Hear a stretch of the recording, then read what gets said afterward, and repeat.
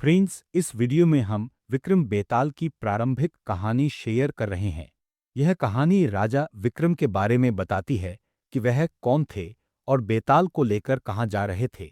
इसके पीछे उनका क्या उद्देश्य था। पढ़िए पूरी कहानी। प्राचीन काल में धारा नगरी में गंधर्वसेन नामक राजा का शासन था। उसकी 4 रानियां थीं। उनसे उसे 6 पुत्र थे, सभी एक से बढ़कर एक बुद्धिमान और शूरवीर। दुर्भाग्य से एक दिन गंधर्वसेन की मृत्यु हो गई। उसका उत्तराधिकारी सबसे बड़े पुत्र शंख को चुना गया और वह राज्य का राजा बना, किंतु वह अधिक दिनों तक राजपाट न संभाल सका। उसका छोटा भाई विक्रम उसका वध कर स्वयं राजा बन बैठा। राजा विक्रम वीर, बुद्धिमान और व्यवहार कुशल था। उसने कुशलतापूर्वक शासन किया और उसके शासनकाल में राज्य की सीमा का प्रसार और विस्तार भी हुआ। शीघ्र ही वह समस्त जम्बूद्वीप का सम्राट बन गया। किंतु एक दिन राजा विक्रम के मन में विश्व भ्रमण का विचार आया और वह राजपाट अपने छोटे भाई भर्तृहरि को सौंपकर विश्व भ्रमण पर निकल गया। धारा नगरी के एक गांव में एक ब्राह्मण रहता था। वह सदा ईश्वर की उपासना में लीन रहता था। एक बार उसने जंगल में ईश्वर की कठोर तपस्या की, जिससे प्रसन्न होकर ईश्वर ने उसे दर्शन दिए और वरदान स्वरूप एक फल प्रदान किया। वह फल अमरत का फल था। उसे जो भी खाता वह अमर हो जाता। ब्राह्मण प्रसन्नचित्त होकर घर गया और अपनी पत्नी को वह फल देकर सारी बात बता दी। पत्नी बोली, प्राणनाथ, हम ठहरे निर्धन, अधिक जीकर क्या करेंगे, निर्धनता में ही जीवन कटेगा। इस फल पर तो राजा का अधिकार है, तुम ये उन्हें दे आओ। ब्राह्मण को अपनी पत्नी की बात उचित प्रतीत हुई और वह फल लेकर राजा भर्तृहरि के राजदरबार पहुंच गया। उसने फल भर्तृहरि को समर्पित कर दिया और प्रतिफल में भर्तृहरि ने उसे कोषालय से ढेरों स्वर्ण मुद्राएं प्रदान की। स्वर्ण मुद्राएं लेकर ब्राह्मण वापस अपने घर चला गया। भर्तृहरि को अपनी रानियों में से एक रानी अति प्रिय थी। वह फल लेकर उसके पास पहुंचा और उसे फल देकर कहा, प्रिय, इस फल को खाकर तुम और तुम्हारा सौंदर्य अमरत्व प्राप्त कर लेगा। रानी ने फल ले लिया किंतु खाया नहीं। उसका प्रेमी प्रसंग नगर के कोतवाल से था। उसने वह फल उसे दे दिया। कोतवाल का नगर की वेश्या के घर आना जाना था। उसने वह फल उसे दे दिया। फल प्राप्त कर वेश्या ने सोचा, यह फल खाकर मैं क्या करूंगी, राज्य का रक्षक राजा ही इसका अधिकारी है। वह फल लेकर भर्तृहरि के पास पहुंची और उसे फल देकर उसके बदले ढेर सारा धन लेकर लौट गई। जब भर्तृहरि ने फल को ध्यान से देखा तो उसे वह जाना पहचाना सा लगा। वह तुरंत रानी के पास गया और उससे पूछा, प्रिय, मैंने तुम्हें जो फल दिया था तुमने वह खाया या नहीं? मैं वह फल खा लिया था राजन, रानी ने उत्तर दिया। रानी का झूठ सुनकर भर्तृहरि ने उसे वह फल दिखाया। अब रानी के पास सच कहने के अतिरिक्त कोई विकल्प न था। उसने सारी बात भर्तृहरि को बता दी। सब कुछ जानकर भर्तृहरि बहुत दुखी हुआ। उसे लगने लगा कि यह दुनिया मात्र छलावा है। उसने वह फल खाया और राजपाट त्याग कर योगी का वेश धरकर वन की ओर प्रस्थान कर गया। उसके जाने के बाद राजपाट चलाने वाला कोई न था। तब देवराज इंद्र ने अपने एक देव को धारा नगरी की निगरानी के लिए भेजा। वह देव रात दिन नगर द्वार पर खड़ा रहकर नगर की निगरानी करने लगा। इधर विश्व भ्रमण पर निकले राजा विक्रम को जब यह समाचार ज्ञात हुआ कि भर्तृहरि ने राजपाट का त्याग कर दिया है, तो वह नगर लौट आया। किंतु द्वार पर उसे देवराज इंद्र के भेजे देव ने रोक लिया। विक्रम ने उसे बताया कि वह नगर का राजा है, किंतु देव ने उसका विश्वास नहीं किया और परीक्षा देने को कहा। यदि तुम वास्तव में इस नगर के राजा हो तो मुझे युद्ध में पराजित करके दिखाओ। देव ने उसे चुनौती दी। चुनौती स्वीकार कर विक्रम देव से युद्ध करने लगा और कुछ ही देर में अपने पराक्रम से देव को पराजित कर दिया। देव समझ गया कि यह वास्तव में राज्य का राजा विक्रम है। वह राज्य विक्रम को सौंपते हुए बोला, मैं जा रहा हूं, किंतु जाने के पहले तुम्हें एक बात बताना चाहता हूं। कुछ वर्ष पूर्व एक नगर और एक नक्षत्र में 3 व्यक्तियों ने जन्म लिया था। एक तुम थे, एक यादव और एक कुम्हार। तुम धारा नगरी के राजा बने और यादव पाताल लोक का राजा। कुम्हार निर्धनता का जीवन जीता रहा। उसके हृदय में तुम्हारे और यादव के प्रति ईर्ष्या समाई है। इसलिए उसने योग साधना द्वारा अर्जित शक्तियों द्वारा यादव का वध करके उसे शमशान में शीशम के पेड़ पर लटका दिया है। अब उसकी दृष्टि तुम पर है। तुम सावधान रहना। यह कहकर देव अंतर्ध्यान हो गए। विक्रम ने पुनः राज्य की कमान अपने हाथों में ले ली। प्रजा अपने राजा विक्रम के वापस आ जाने पर बहुत प्रसन्न थी। एक दिन राजा विक्रम के दरबार में शांतिशील नामक एक योगी आया। उसने एक फल विक्रम को दिया और चला गया। विक्रम को उस योगी पर संदेह हुआ कि कहीं ये वही योगी तो नहीं जिसके बारे में देव ने बताया था, इसलिए वह फल उसने नहीं खाया और उसे कोषाध्यक्ष को दे दिया। योगी का विक्रम के दरबार में आना जारी रहा। वह आता और उसे एक फल देकर चला जाता। विक्रम भी वह फल कोषाध्यक्ष को दे देता। इस तरह कई दिन व्यतीत हो गए। एक दिन विक्रम अस्तबल में अपने घोड़ों का मुआयना कर रहा था। योगी विक्रम को दरबार में न पाकर अस्तबल पहुंच गया और फल विक्रम के हाथ में देने लगा। पकड़ते समय फल विक्रम के हाथ से फिसलकर जमीन पर गिर पड़ा और फूट गया। उसके अंदर से एक मणि निकली, जिसे देखकर विक्रम सहित अस्तबल में उपस्थित समस्त व्यक्ति चकित रह गए। विक्रम के अपने कोषाध्यक्ष को बुलाया और उसने फलों के बारे में पूछा। कोषाध्यक्ष ने बताया कि इतने दिनों में सारे फल सड़ गए हैं, किंतु आश्चर्य की बात है कि हर फल के भीतर से एक मणि निकली है। ये मणियां अनमोल है। विक्रम ने योगी से पूछा, योगीराज, आपका मुझे इतनी दिनों से फल के भीतर मणि रखकर क्यों देते रहे? आपका प्रयोजन क्या है? योगी ने उत्तर दिया, राजन, राजा, गुरु, वैद्य, ज्योतिषी और पुत्री के पास कभी खाली हाथ नहीं जाना चाहिए। आप इस राज्य के राजा हैं, आपके पास खाली हाथ कैसे आ सकता था? विक्रम समझ गया था कि योगी का कोई न कोई प्रयोजन अवश्य है, इसलिए वह उसे एकांत में ले गया और पूछा, योगीराज, बताइए मैं आपके लिए क्या कर सकता हूँ? योगी बोला, राजन, मैं गोदावरी नदी के किनारे स्थित शमशान में मंत्र साधना कर रहा हूँ। मंत्र साधना पूर्ण होते ही मेरा मनोरथ सिद्ध हो जाएगा। यदि तुम वास्तव में मेरे लिए कुछ करना चाहते हो तो कल रात अकेले अपने हथियार सहित उस शमशान में आओ। तुम्हें क्या करना है मैं तुम्हें वही बताऊंगा। योगी की बात सुनकर विक्रम चकित हुआ, किंतु योगी का रहस्य जानने के लिए उसे शमशान में जाना ही था। उसने वह निमंत्रण स्वीकार किया और योगी को वचन दिया कि वह अगली रात शमशान अवश्य आएगा। अगली रात विक्रम अपनी तलवार लेकर शमशान पहुंचा। वहां उसने देखा कि योगी आंखें बंद कर मंत्र साधना में लीन है। उसने पास जाकर योगी को प्रणाम किया तो योगी ने आंखें खोली और उसे बैठने का संकेत दिया। विक्रम उसके सामने बैठ गया। कुछ देर बाद योगी बोला, राजन, मैं वर्षों से एक मंत्र सिद्ध करने के लिए ये साधना कर रहा हूं। मेरी साधना तभी पूर्ण होगी जब तुम मेरे लिए यहां से 2 कोस की दूरी पर दक्षिण दिशा में स्थित शमशान से शीशम के पेड़ पर लटका मुर्दा ले आओगे।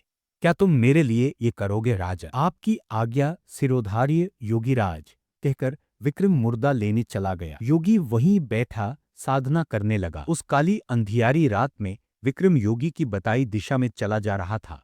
रास्ते में सुनसान जंगल था, जिसमें भांति भांति के जीव शोर मचा रहे थे। सांप फन फैलाए फुंकार रहे थे, किंतु विक्रम निर्भीकता से आगे बढ़ा चला जा रहा था। अंततः वह उस शमशान में पहुंच गया जो योगी ने उसे बताया था। वह अंदर गया और शीशम का वह पेड़ ढूंढने लगा जिस पर मुर्दा लटका हो। एक कोने में उसे वह पेड़ दिखाई दिया।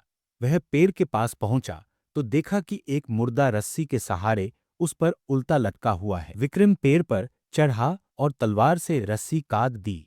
मुर्दा नीचे गिर पड़ा। नीचे गिरते ही वह तेज आवाज में विलाप करने लगा। यह देख विक्रम अचरज में पड़ गया।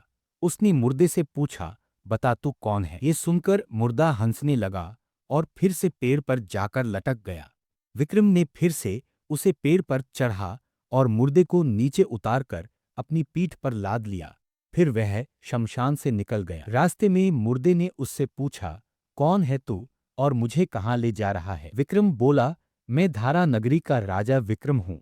मैं तुझे योगी के पास ले जा रहा हूँ। तू कौन है? मैं बेताल हूँ। मुर्दा बोला, मैं तेरे साथ चलने को तैयार हूँ, किंतु एक शर्त पर। वह क्या? विक्रम ने पूछा। तुझे पूरे रास्ते मौन रहना है, कुछ बोलना नहीं है। तू बोला तो मैं वापस वहीं उसी पेड़ पर जाकर लटक जाऊंगा। विक्रम शर्त मान गया और आगे बढ़ने लगा। कुछ देर बाद बेताल बोला, रास्ता लंबा है, मैं तुझे एक कहानी सुनाता हूँ। तेरा समय भी कट जाएगा और मेरा भी। बेताल रास्ता काटने के लिए राजा विक्रम को पहली कहानी सुनता है। प्राचीन काल में काशी में प्रतापमुकुट नामक राजा शासन करता था।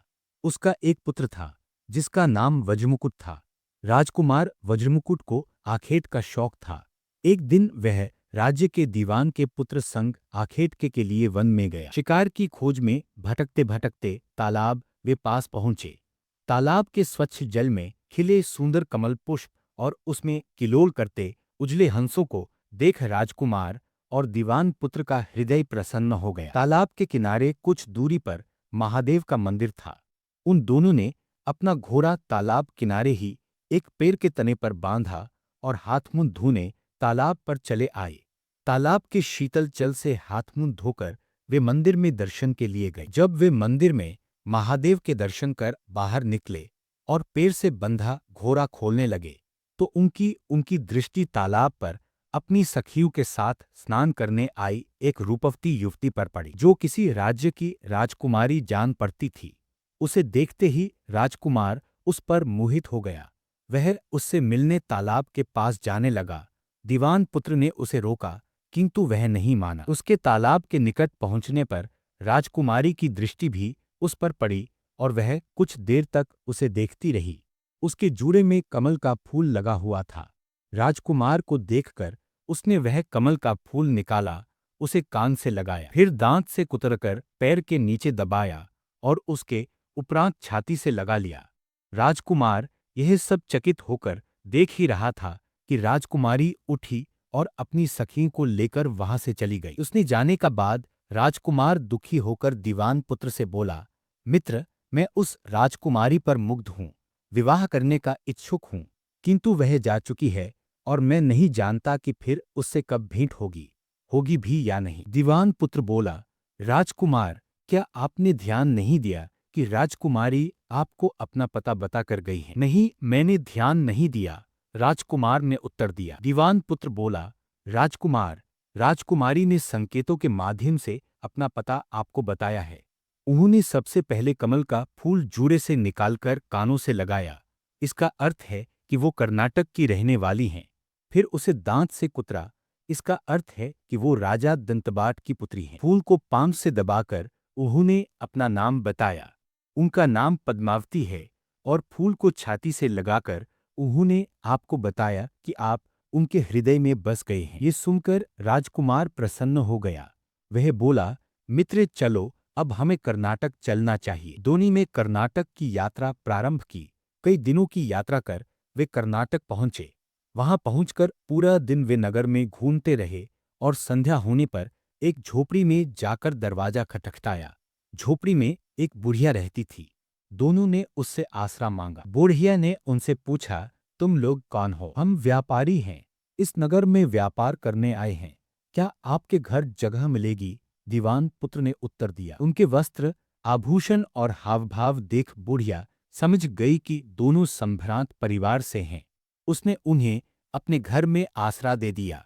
दोनों वहीं रुक गए। रात को भोजन करते समय राजकुमार ने बुढ़िया से पूछा, माई, क्या तुम यहाँ अकेली रहती हो? पाया है, राजकुमारी ने दीवान पुत्र के लिए ढेर सारे स्वादिष्ट पकवान बनवाकर राजकुमार को दिया और शीघ्र लौटने का वचन लेकर उसे भेज दिया। राजकुमार दीवान पुत्र से मिला।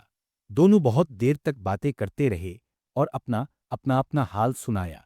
राजकुमार ने दीवान पुत्र से कहा कि मैंने तुम्हारी चतुराई के संबंध में राजकुमारी को बताया तो उसने प्रसन्न होकर ये ढेर सारे पकवान तुम्हारे लिए भी भिजवाए हैं। यह सुनकर दीवान पुत्र कुछ देर तक सोचने लगा, फिर बोला, राजकुमार, आपने राजकुमारी को मेरे बारे में बताकर ठीक नहीं किया।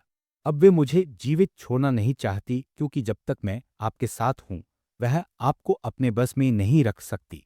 इसलिए उन्होंने खाने में जहर मिलाकर मेरे लिए भेजा है। राजकुमार आश्चर्य में पड़ गया। दीवान पुत्र ने राजकुमारी द्वारा भेजे गए पकवान में से एक लड्डू कुत्ते के आगे डाल दिया।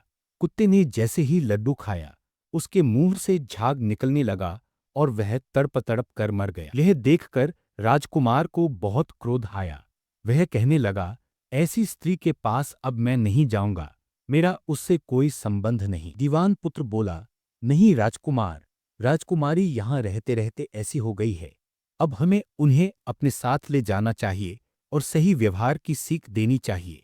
आज रात आप वहां जाकर राजकुमारी के बाएं जांघ पर त्रिशूल का निशान बनाकर उसके आभूषण वापस आ जाना। राजकुमार ने ठीक वैसा ही किया। जब राजकुमारी के आभूषण लेकर लौटा तो दीवान पुत्र बोला, मैं योगी का भेष बनाकर मसाम में बैठा हूं। आप ये आभूषण बाजार में बेच आइए। यदि कोई आप संदेह करे तो उससे कहना कि मेरे योगी के पास चले, वे आपके सारे संदेह दूर कर देंगे। राजकुमार आभूषण लेकर नगर के एक सुनार की दुकान पर गया। सुनार देखते ही आभूषणों को पहचान गया और राजकुमार को कोतवाल के पास ले गया। कोतवाल ने जब उन गहनों के बारे में राजकुमार से प्रश्न किए तो राजकुमार बोला कि ये आभूषण मेरे योगी के हैं। आपको जो कुछ भी पूछना है उनसे पूछिए। कोतवाल मरघट पहुंचा और योगी को भी पकड़ लिया। वह राजकुमार और योगी बनी दीवान पुत्र को लेकर राजदरबार चला आया और उन्हें राजा के समक्ष प्रस्तुत किया। राजा ने पूछा, योगी महाराज, आपको ये आभूषण कहाँ से मिले? योगी बने दीवान पुत्र ने उत्तर दिया, महाराज, मैं मसान में काली चौदस की रात को डाकिनी मंत्र सिद्ध कर रहा था कि वहां एक डाकिनी आ गई। मैंने उसकी बाईं जांघ में त्रिशूल का निशान बना दिया और उसके सारे आभूषण ले लिए।